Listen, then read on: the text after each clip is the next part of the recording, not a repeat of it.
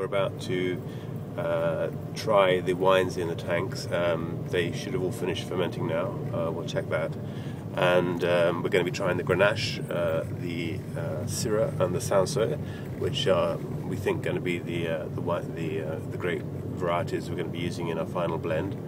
So yeah, let's see how they're getting on. So here we are. It's the middle of October. We're trying the Grenache in the tank here. This is, stopped fermenting a couple of weeks ago. So let's see what color it is. So that's a beautiful pink color. As you'll notice, it's still quite cloudy. That's because since the fermentation finished a couple of weeks ago, it would have been racked off the fermentation lees, but there's still quite a lot of yeast in suspension here, so that gives it the cloudy color. So this is going to be filtered before we do the final blend, and obviously before we put it in the bottle. So it's just really to give an indication of what it looks like post-fermentation pre-filter. And the Grenache gives us a lovely kind of gooseberry, raspberry nose. Really fresh.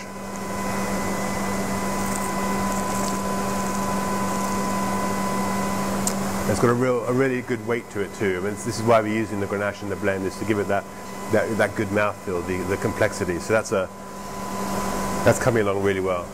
So this is the Cinsault. So this was the grape variety that was picked last. So actually this arrived, and then if you can read this arrived in tank on the 1st of October. So here we are on the 14th. So it hasn't finished fermenting yet. So it's still bubbling away. It'll be extra cloudy looking. You can see that's really kind of still murky. That's because it's still the sugar's been turned into alcohol. And you've still got that sort of banana-y smell, which is typical of the smell when the wine is still fermenting.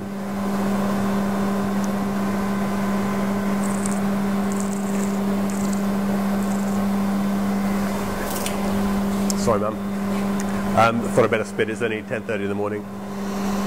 That's still fermenting, so it's still got some sugar in there, so it tastes a little bit sweet. But actually, it's very nearly finished. It's nearly come down to full dryness, and that'll probably be finished in the next day or two. So what will happen is then we'll cool this down to about 10 degrees. So that'll help all the yeast that's still in suspension settle down to the bottom, and then we'll rack it off. So basically, we'll pump it from this tank into another tank, which means we have the lees still at the bottom, which we then take off, and then the juice that we've racked into the other tank can then settle down before filtration, which is kind of what we've just seen with the Grenache. So this is coming along really well. Yeah, lovely. Here we have the Syrah, which will probably be the third grape variety we'll be using in the blend. One of the reasons we're going to be doing it, apart from adding the wonderful flavour complexity to the wine, is also because of the pinkness. When that's filtered, that'll add a lovely touch to the colour. That's classic red fruits. That's kind of strawberry and blackcurrant.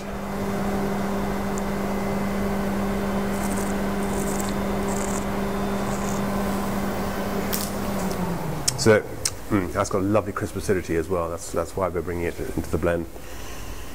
So hopefully the combination of all three grapes will give us the wonderful flavours, but also that crisp acidity that will make it so refreshing on that warm summer's day at some point next year.